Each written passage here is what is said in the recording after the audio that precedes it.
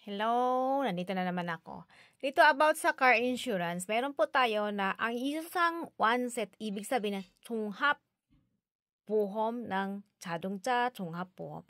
Meron po tayong 7 po yan.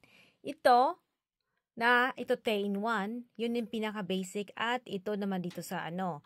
Ang pinaka-basic na price niya ay ito yung pinaka-basic ng nakaraan, di ba sa video ko linagay ko na po ito yung sa video ko, di ba?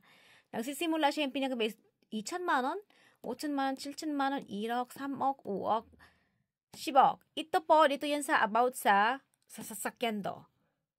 Para lang ito, dalawa na to sa ibang tao. Balik na naman tayo dito.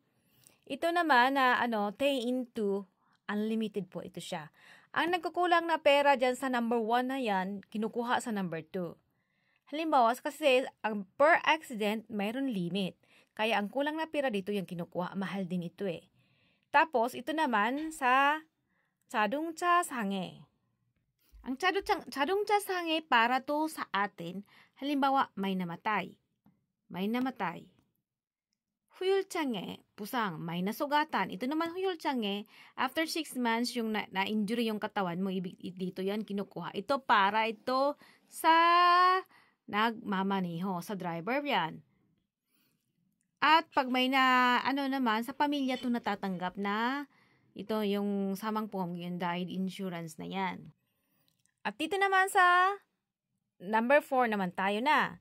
무보험자, yung 무보험자, yung walang mga insurance na car na hindi nakapag-renew, halimbawa, o late na nag-renew. Halimbawa, yung nakabangga sa sasakyan natin ay walang insurance o kaya late na nag-renew ng insurance, sa car insurance po natin yan, kukunin ito. At ito naman na 자기 차량 손해.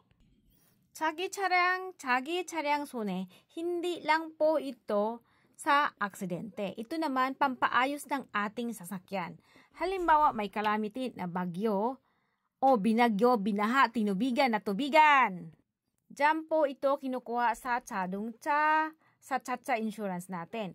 At ito naman, 견인수비스, yung naghahatak po ito. Sa isang taon, yung yearly kumukuha nasa 6 times, pero yung every 3 months lang po, once lang po yon.